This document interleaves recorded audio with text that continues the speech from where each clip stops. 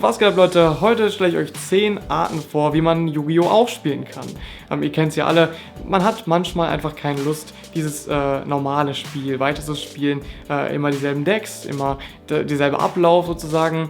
Und diese möglichen Arten, die ich euch vorstelle, sind eben ein Weg, weiterhin Spaß an Yu-Gi-Oh! Zu haben. Und ja, ich bin auf jeden Fall gespannt, wie es bei euch ankommt. Ihr könnt auf jeden Fall mal ein paar davon ausprobieren. Manche davon sind online möglich, manche davon eben nur im Real Life. Und da würde ich sagen, fangen wir doch mal an mit der ersten Möglichkeit. Und das ist eben mit offenen Kartenspielen. Das kann sehr lehrreich sein und bringt eben ein neues Level von Gedankenspielen sozusagen in das Spiel. Du siehst, was der Gegner auf der Hand hat, und ich meine eben auch, dass man das Deck umdreht. Das heißt, man sieht auch, was man ziehen wird und was der Gegner ziehen wird.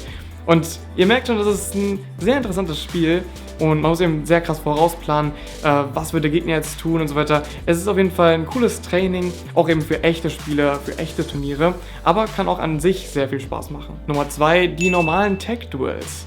Ich persönlich habe das auch ganz früher gemacht, habe es dann einfach irgendwie abgeschafft, ich weiß auch nicht wieso. Und auch generell sehe ich viel weniger Leute Tech-Duels spielen. Es gibt offizielle Regeln dafür, der Link dafür ist in der Videobeschreibung. Und ja, man kann es einfach spielen, um mit Freunden zu spielen, mit Freunden zu gewinnen oder eben auch zu verlieren. Das ist immer besser, als alleine ja, auf dem Feld zu sein und eben vielleicht eben eine Niederlage zu erfahren. Mit Freunden zu spielen macht einfach Spaß. Und ja, das ist eben einfach so ein Format, was man vielleicht einfach mal häufiger spielen sollte. Nummer 3, jede Karte ist nur einmal spielbar. Und das ist sehr interessant, weil wir haben es eben schon in der German Yu-Gi-Oh! League gespielt, dieses Format. Und es hat einfach Spaß gemacht. Also allein der Deckbau ist schon sehr interessant. Und das Spielen erst, besonders wenn man weiß, dass der Gegner eben auch nur jede Karte einmal zur Verfügung hat. Es ist auch wieder einfach ein komplett neuer Spielmodus, der ja das ganze Spiel verändert. Und ja, ich denke, es macht einfach Spaß, und dazu kann man eben auch schon überleiten zu einer weiteren Möglichkeit, Yu-Gi-Oh! Zu spielen, und zwar einfach jede Karte muss man dreimal spielen. Und das eben im Advanced-Format bedeutet, alle Karten, die auf der Banlist ja, verboten, limitiert oder semi-limitiert sind, sind praktisch auch verboten. Und man hat eben nur Zugang zu allen Karten, die dreimal ja, verfügbar sind. Und das ist auch interessant. Das ist sozusagen das Gegenteil von Highlander und bringt eben auch nochmal eine neue Ebene in dieses Spiel rein, weil man eben weiß, dass der Gegner eine bestimmte Karte, die er gerade spielt, noch eben zweimal im Deck hat. Und ja, man weiß eben auch, dass alle Karten auf der Bandlist eben auch verboten sind, bedeutet kein Raigeki oder sowas oder irgendwelche anderen, naja, unfairen Karten. Und das könnte auch sehr interessant sein.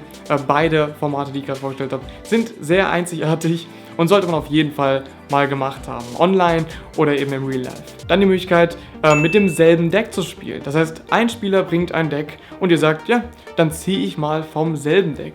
Das habe ich jetzt auf jeden Fall auch schon von vielen anderen Leuten gesehen, und ich denke, das kann ich auf jeden Fall mit anderen Leuten auch noch teilen. Die Möglichkeit, einfach ein und dasselbe Deck zu haben und davon eben Karten zu ziehen, ist auch wieder so eine coole Möglichkeit, den Gegner zu lesen. Du weißt halt, dass eine bestimmte Karte vielleicht nur einmal zur Verfügung steht, Raigeki zum Beispiel, und wenn du den ziehst, weißt du auch gleichzeitig, dass der Gegner keinen hat. Und so geht das dann eben weiter. Natürlich wird das Duell auch schneller vorbei sein wahrscheinlich, ja, weil natürlich nur 40 Karten im Deck sind und ihr beide vom selben Deck zieht, aber an sich ist es auch cool, wenn man zum Beispiel verschiedene Karten dann nicht mehr suchen kann, weil die schon irgendwie gespielt wurden vom Gegner. Und ja, auch eine interessante Möglichkeit, Yu-Gi-Oh! Zu spielen, eben auch miteinander, weil man einfach vom selben Deck spielt und es wird einfach Spaß machen, auch wenn man dann verliert. Eine weitere Möglichkeit, um mit dem Gegner sozusagen zu interagieren, ist, das Deck zu tauschen. Du spielst mit dem Deck des Gegners und er darf davor auch nicht wissen, dass das Deck getauscht wird.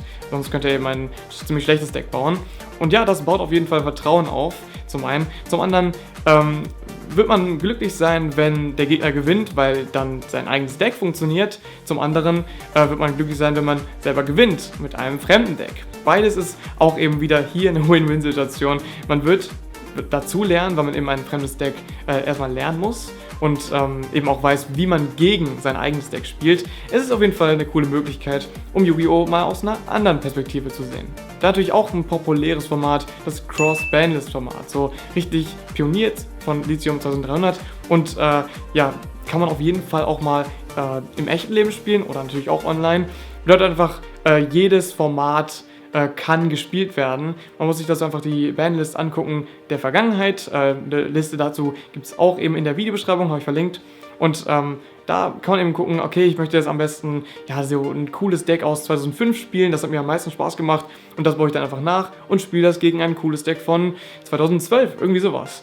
Ja, so hat jeder die Möglichkeit, sein Lieblingsdeck zu der besten Zeit zu spielen und das macht natürlich einfach auch Spaß. Kann jeder gerne mal ausprobieren und ist auf jeden Fall eine Empfehlung. Ansonsten nehme ich noch was vom Pegasus-Format damals, das hat auch sehr coole Herausforderungen an sich, unter anderem eben die Rarität-Challenge, sag ich mal, wo man eben jede Karte mit derselben Rarität spielen muss. Das heißt, ich wähle mir zum Beispiel Ultra Rare aus und darf dann aber auch nur Karten, die Ultra Rare sind, spielen.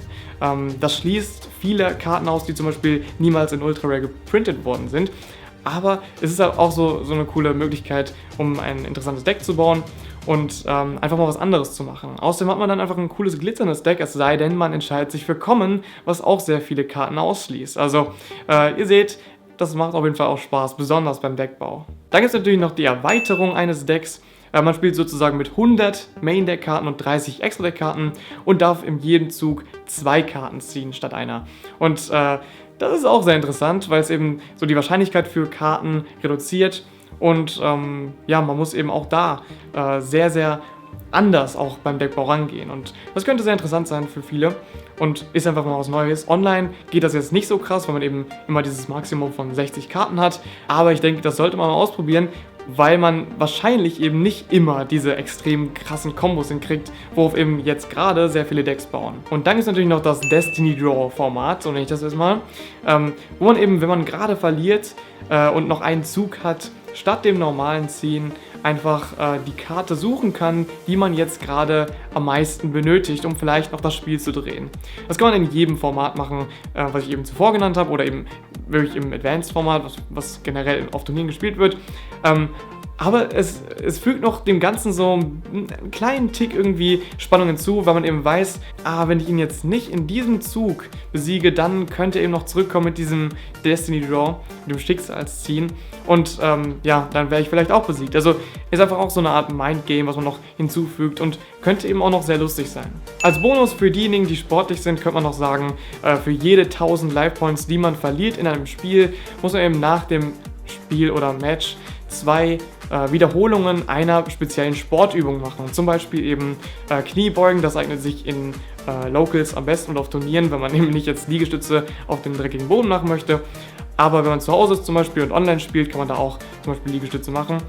Für diejenigen, die vielleicht mal sportlich aktiver werden wollen, wäre das auf jeden Fall eine coole Lösung und vielleicht eine Motivation, ein bisschen mehr Sport zu treiben.